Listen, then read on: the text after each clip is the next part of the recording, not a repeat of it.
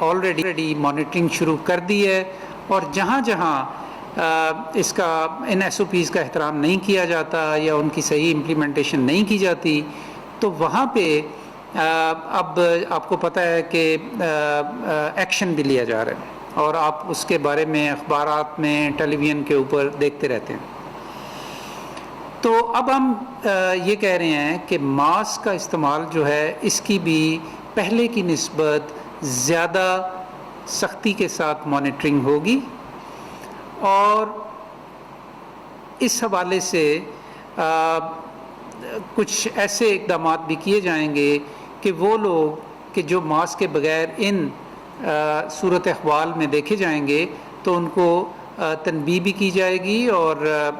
اس کے خلاف ایکشن بھی لیا جائے گا۔ اس ایکشن کی جو تفصیل ہے یا اس مانیٹرنگ کے حوالے سے جو اقدامات کیے جائیں گے یہ ہم صوبوں کے اوپر چھوڑ رہے ہیں، لیکن اب جب کہ ہمیں یہ معلوم ہے کہ ہمارے ہاں کیسز بھی بڑھ رہے ہیں، ہمارے ہاں اموات بھی بڑھ رہی ہیں، ہم نے لاک ڈاؤن کو ایز بھی کیا اس لیے کہ زندگی کا جو سارا نظام ہے وہ جاری و ساری رہ سکے، اور خاص طور پہ جو ہمارے غریب لوگ ہیں وہ اپنے روزگاروں پہ واپس جا سکیں اور اپنے خاندانوں کا خیال رکھ سکیں، تو اس میں یہ جاننا کہ 40 سے 60% تک بیماری کو صرف ماسک پہن کے روکا جا سکتا ہے، یہ ہمارے لیے بہت اہم ہے۔ اور اس لیے میں اس بات کو بہت زیادہ زور دے کے آپ کو یہ کہہ رہا ہوں کہ آنے والے دنوں میں میں اب سب لوگوں کو یہ مشورہ دینا چاہتا ہوں کہ جن جن جگہوں کا میں نے پہلے ذکر کیا وہاں پہ خود بھی اور اپنے فیملی ممبرز کو بھی ماسک پہنے بغیر مت جانے دیں۔ اس میں آپ کا بھی بچاؤ ہے، دوسروں کا بھی بچاؤ ہے، اور آپ کی فیملی کا بھی بچاؤ۔ تو ناظرین، اس حوالے سے ورلڈ ہیلتھ آرگنائزیشن نے جو چینجز کی ہیں ان چینجز کے حوالے سے ہماری گائیڈ لائنز میں تبدیلی آئے گی، اور یہ کل آپ کو مل جائے گی۔ اچھا، اسی حوالے سے جی دو اور چیزیں جن کے اوپر میں تھوڑی سی مزید بات کرنا چاہتا ہوں وہ یہ ہے کہ ہمیں یہ معلوم ہے کہ اب تک جو ہمارے ہاں اموات ہوئی ہیں ان کا 74% ایسے لوگ ہیں کہ جن کی عمر 50 سال سے زیادہ ہے، اور 74% ہی ایسے لوگ ہیں کہ جن کو پہلے سے کوئی نہ کوئی بیماری تھی۔ اب یہ بھی بہت اہم بات ہے کیونکہ اس کی ایک امپلیکیشن ہے، اور اس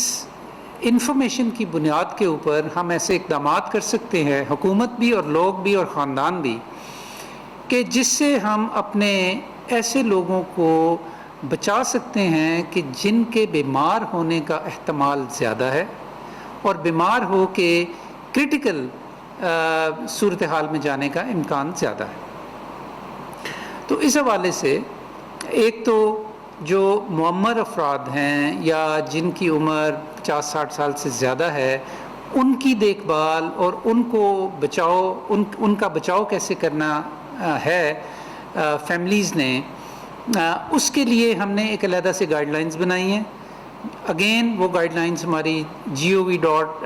covid.gov.pk پہ اویلیبل ہیں، ان کو اب وہاں پہ پوسٹ کر دیا گیا ہے، اور اگر آپ کے گھروں کے اندر بزرگ ہیں اور ان کے بارے میں آپ فکر مند ہیں تو آپ ضرور یہ گائیڈ لائنز پڑھیں، کیونکہ اس میں بڑی تفصیل کے ساتھ یہ بتایا گیا ہے کہ کیسے آپ نے اپنے گھروں کے اندر اپنے بزرگوں کو اس بیماری سے بچانا ہے، اور اگر صحیح طریقے سے وہ احتیاطی تدابیر اپنائی جائیں تو ہم اپنے بزرگوں کا بڑے اچھے طریقے سے خیال رکھ سکتے ہیں۔ اور اسی طرح اگر پہلے سے بیمار ہے ہمارے خاندان میں کچھ لوگ، تو ان کو بھی خاص طور پہ بچانے کی ضرورت ہے، اس لیے کہ ان کا کووڈ-19 کا مریض بننے کا چانس کافی زیادہ ہے۔ لہٰذا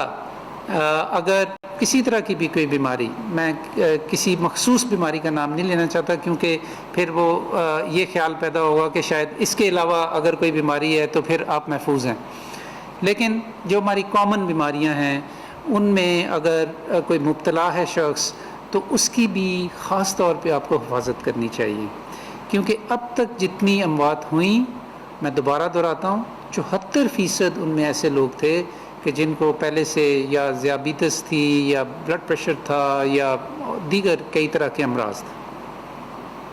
اور اگر ایک سے زیادہ بیماری ہے تو اس کا بھی امکان اسی حساب سے بڑھ جاتا ہے۔ تو ایک ماسک اور دوسرے معمر افراد کی حفاظت، یا ہمارے جو ایلڈرلی لوگ ہیں، جو ہمارے بزرگ لوگ ہیں، ان کی حفاظت، اور بیمار لوگوں کی حفاظت،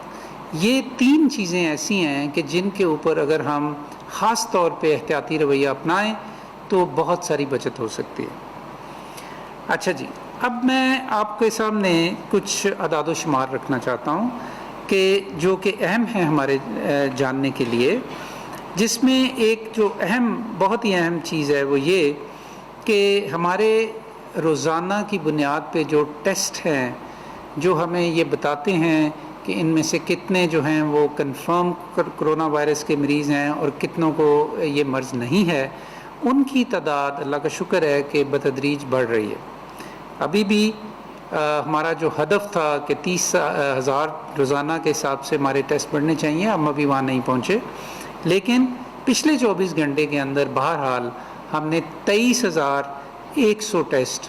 کیے، جس کے نتیجے میں 4,960 لوگ جو ہیں وہ پازیٹیو ہوئے یا ان کی کنفرمیشن ہوئی کہ وہ کووڈ-19 کے مریض ہیں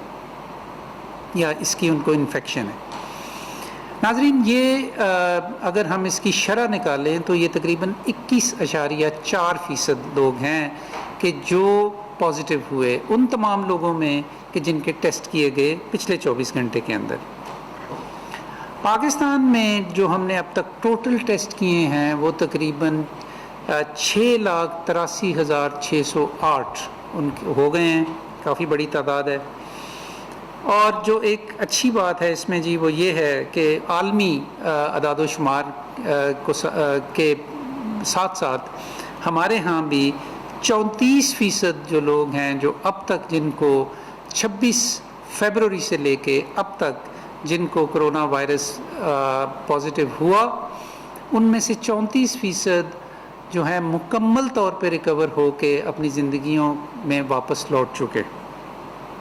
پاکستان میں اس وقت 5,000 سے کچھ زائد لوگ جو ہیں پاکستان کے مختلف ہسپتالوں میں داخل ہیں، اور ان میں سے تقریباً 262 جو لوگ ہیں وہ وینٹیلیٹرز کے اوپر ہیں۔ اس کے اوپر کل اسد عمر صاحب نے آپ کے ساتھ بڑی تفصیل سے بات کی تھی کہ ایکچولی ہمارے پاس وہ وینٹیلیٹرز کہ جو مختص کیے گئے ہیں کرونا وائرس کے مریضوں کے لیے، ان کا 25% سے زیادہ ابھی مصروف کار نہیں۔ مطلب یہ کہ تقریباً 75% کے قریب وینٹیلیٹرز جو ہیں ابھی فارغ پڑے۔ لیکن اس کے باوجود ہم بہت زیادہ سنتے ہیں کہ بڑے شہروں کے بڑے ہسپتالوں کے اوپر بڑا بوجھ ہے۔ تو اس حوالے سے اگین کل بھی آپ کو بتایا گیا کہ ہم نے ایک تو ریسورس مینجمنٹ سسٹم ایک تشکیل دیا، پھر کل ہی اس کی ایک جو ایپ تھی اس کی بھی رونمائی ہوئی۔ تو ان دونوں ایپ اور یہ جو ہم نے RMS بنایا ہے ریسورس مینجمنٹ سسٹم، اس کے بموجب ہمیں اب یہ اطلاعات آنی شروع ہو گئی ہیں۔ آج ہمیں یہ پتہ لگا کہ 6 کم از کم ایسے کیسز تھے کہ جس کی وجہ سے جب مریضوں کو شدید بیماری کی حالت میں ہسپتالوں میں لے جایا گیا تو اس نظام کے تحت ان کو وہاں ان کو گائیڈ کیا گیا کہ آپ اگر فلانے ہسپتال میں چلے جائیں تو آپ کو ICU کا بیڈ بھی مل جائے گا اور وینٹیلیٹر بھی مل جائے گا۔ یہ وہ افادیت ہے یا اثریت ہے اس نظام کی کہ جو آنے والے دنوں میں ہمیں بہت مدد دے گا۔ اور میری آپ سے خاص طور پہ ہمارے جو بڑے ہاسپٹلس کے اندر جو ہمارے MS حضرات ہیں یا جو ہمارے سینئر ڈاکٹرز ہیں یا جو ہمارے ایڈمنسٹریٹرز ہیں یا جو ہمارے ایمرجنسی ایمبولینس سروسز جو چلا رہے ہیں، کل ہم نے ان کے ساتھ بھی ایک بڑی لمبی میٹنگ کی یہاں پہ، اور ان کو بھی متعارف کروایا اپنے اس نظام کے ساتھ کہ کس طرح وہ اس نظام کو استعمال کر سکتے ہیں کہ جب شدید بیماری کی حالت میں انہوں نے کسی مریض کو گھر سے ہسپتال پہنچانا ہو تو اس نظام کی رہنمائی لے کے وہ ان کو براہ راست ایسے ہسپتالوں میں لے کر جا سکتے ہیں کہ جہاں پہ ان کو فوری طور پہ کرٹیکل کیئر کے اندر بیڈ بھی مل سکے، آکسیجن کی ضرورت ہے تو آکسیجن مل سکے، اور اگر خدا نخواستہ وینٹیلیٹر کی ضرورت ہے تو وینٹیلیٹر مل سکے۔ پاکستان میں اس وقت 2002 لوگ اللہ کو پیارے ہو چکے ہیں اس بیماری کی وجہ سے۔ پچھلے 24 گھنٹے میں 67 ڈیتھس ہوئی ہیں، اور پچھلے چند روز کے اندر جو ہماری اوسط چل رہی ہے وہ تقریباً 72 سے لے کے 75 تک جو ڈیتھس ہیں وہ ڈیلی ہو رہی ہیں۔ ہر موت، ہر بیماری ایک لمحہ فکریہ بھی ہوتا ہے، یہ ہمیں یہ سوچنے پہ بھی مجبور کرتا ہے کہ ہمیں اس بیماری سے کیسے بچنا ہے، اپنے آپ کو کیسے بچانا ہے، اور اپنے گھر والوں کو کیسے بچانا ہے، اور اپنے ارد گرد کے افراد کو کیسے بچانا ہے۔ میں پھر ماسک کی یاد دہانی آپ کو کروانا چاہتا ہوں۔ بڑا زبردست ویپن ہے یہ اس بیماری کے اگینسٹ۔ اپنے بیمار لوگوں کی اور اپنے بزرگ لوگوں کی خاص طور پہ حفاظت کریں، اپنا اور اپنے ارد گرد لوگوں کا خیال رکھیں۔ آپ کی توجہ کا بہت بہت شکریہ۔ اسلام آباد میں مرزا نیوز کانفرنس کر رہے تھے، ان کا یہ کہنا تھا معاون خصوصی ڈاکٹر ظفر مرزا کا کہ کرونا کے خلاف مربوط حکمت عملی کے تحت ہم کام کر رہے ہیں۔ ماسک کا درست استعمال کرنا کرونا کی روک تھام میں معاون ثابت ہوگا۔ کرونا کے حوالے سے مزید SOPs جاری کر دیے گئے ہیں جن پر عمل کرنا ہوگا۔ SOPs پر عمل درآمد کے لیے نگرانی بھی کی جا رہی ہے۔ اس کے علاوہ آپ کو بتاتے چلیں کہ انہوں نے کہا کہ ماسک نہ پہننے والوں کے خلاف سخت کارروائی عمل میں لائی جائے گی۔ عوام اپیل ہے کہ ماسک ضرور پہنیں، احتیاط سے کام لیں، اپنی اور اپنے خاندان کی اور اس معاشرے کی حفاظت خود کرنی ہے۔ معاون خصوصی ڈاکٹر ظفر مرزا جو کہ میڈیا بریفنگ دے رہے تھے، ان کا یہ کہنا تھا کہ کرونا کے خلاف حکمت عملی تیار کر لی گئی ہے، SOPs بھی جاری کر دی گئی ہیں، لیکن عوام سے اپیل کرتا ہوں کہ وہ لازمی ماسک کا استعمال کرے اور ماسک کا درست استعمال کرے۔ کرونا کے حوالے سے SOPs جاری کر دیے گئے ہیں، یہ کہنا تھا معاون خصوصی ڈاکٹر ظفر مرزا کا۔